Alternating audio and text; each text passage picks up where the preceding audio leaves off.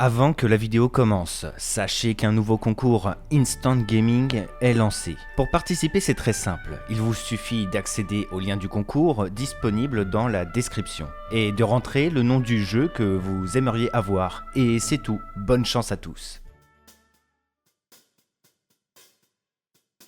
Nous sommes environ 1 an et demi après la sortie de Star Wars 9. Les fans ont été divisés, les réactions ont été très fortes, mais je vous avoue que moi, personnellement, j'aimerais bien vous reparler de la saga aujourd'hui. Et notamment me concentrer sur Rey, qui est et restera pour moi le personnage avec le plus de potentiel dans cette nouvelle trilogie.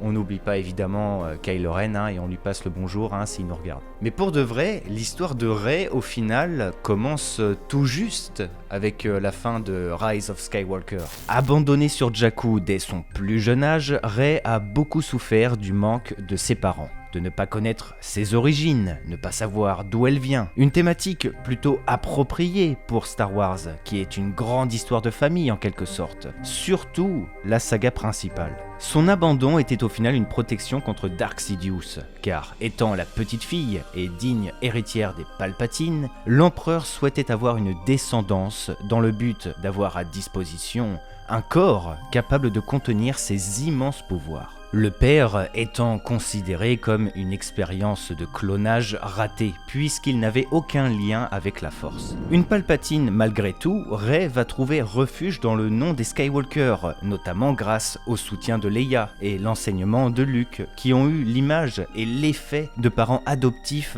pour cette dernière. Mais la plus grosse prise de conscience a été sa relation avec Kylo Ren. Lié à Ben Solo, à cause de la prophétie de la Diade dans la Force, Rey a pu comprendre et apprendre énormément de choses grâce à l'histoire profonde de Ben, qui baigne dans la Force depuis son plus jeune âge. Notamment à cause d'un héritage lourd étant le petit-fils d'Anakin, et car il a été formé à la fois par Luke, puis par Snoke, soit le côté lumineux et le côté obscur. Et le fait d'avoir été très proche de Luke et Leia, puis Kylo Ren lors de son comeback, cela a clairement orienté Rey à devenir une nouvelle personne qui a sa propre vision de la Force. Là où Luke souhaitait la fin des Jedi, Rey lui a prouvé que ce n'était pas nécessaire. Là où Kylo Ren souhaitait tuer le passé, donc à la fois les Jedi et les Sith, les adeptes du côté obscur, Rey lui a prouvé qu'il faut savoir se servir du passé pour mieux amener l'avenir. Et c'est là pour moi les 2 points importants qui symbolisent Rey aujourd'hui et pour son futur.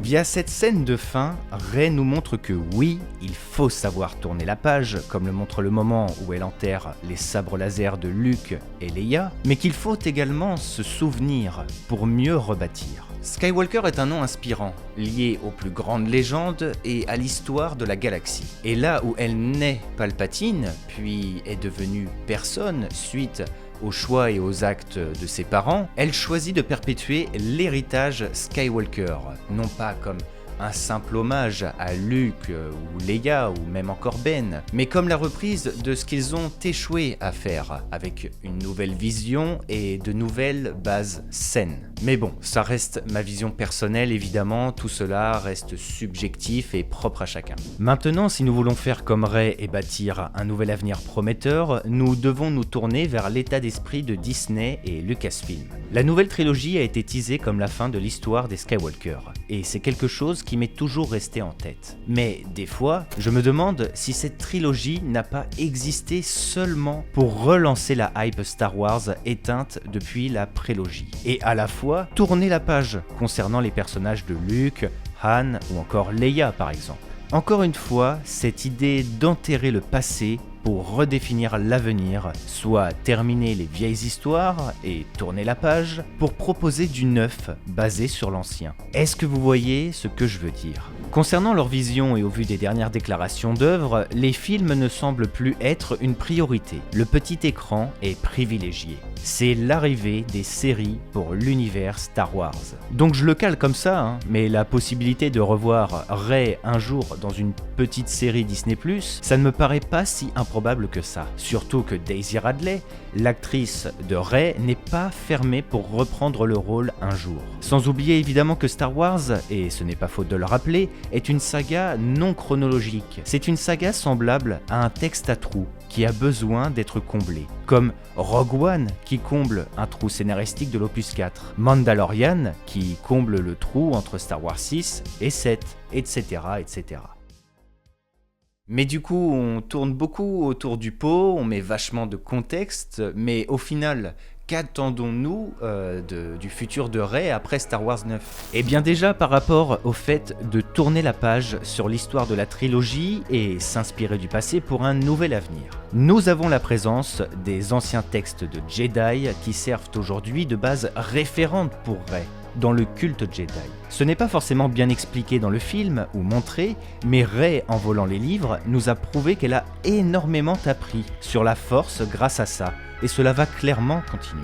On parle de siècles et de millénaires d'histoire et de savoir dans ces textes. Il y a un peu un délire de Necronomicon, un livre provenant de Lovecraft, traduisant l'idée d'un artefact réunissant tout le savoir magique, entre guillemets. Sans oublier également les fantômes de la Force. Rey est peut-être la dernière Jedi vivante, les personnages comme Luke ou bien Yoda ont prouvé à maintes reprises qu'ils pouvaient encore agir et aiguiller pour aider Rey dans son parcours. C'est également le cas pour Ben, qui lui dit clairement qu'il ne la laissera jamais toute seule, il restera toujours à ses côtés via la Force. Donc une multitude de moyens pour Rey de s'informer, de comprendre, d'apprendre, pour adapter son rôle de dernière des Jedi.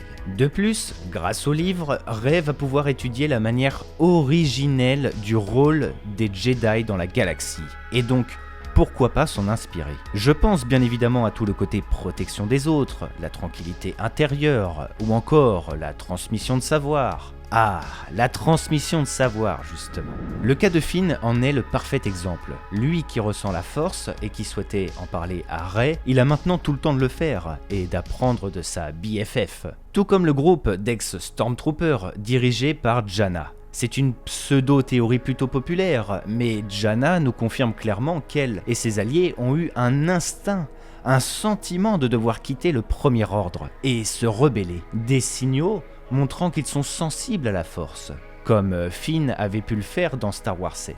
Sans oublier les symboles que représentent certains, comme Temiri Blag, un enfant esclave capable de manipuler la Force. Et si c'était ça justement, la mission de Rey aujourd'hui.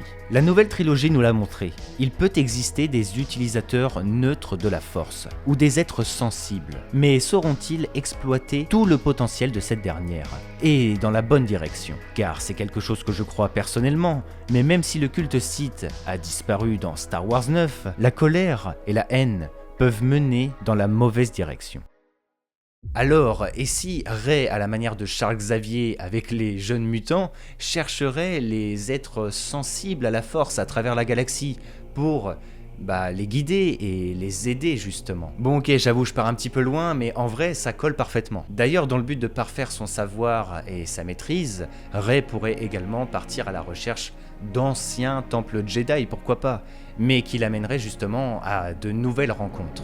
Car oui, s'il y a bien une question qui m'intrigue avec le futur de Rey, c'est sa rencontre avec d'autres utilisateurs de la Force, mais des utilisateurs prononcés. Nous ne savons pas réellement si Ahsoka est morte pendant le moment où Rey appelle tous les Jedi à lui venir en aide. Pourtant, sa voix est là. David Filoni, une figure majeure du développement de la saga, nous dit qu'il est possible que cette dernière ne soit pas décédée durant Star Wars 9. Mais ne l'affirme pas non plus. Il ne l'a pas crié sur tous les toits, donc voilà, c'est possible que Rey et Ahsoka se rencontrent un jour. Mais le plus intéressant pour moi est Grogu. Tout simplement car Grogu est destiné à vivre longtemps si tout se passe bien. Il a connu l'ordre Jedi de l'époque et surtout, il a été pris sous l'aile de Luke pour apprendre la Force. Luke, dont l'académie Jedi a été détruite par Kylo Ren et qui n'est plus accompagné par Grogu quand il est sur Ahch-To. Donc qui sait où il se trouve au moment de Star Wars 9.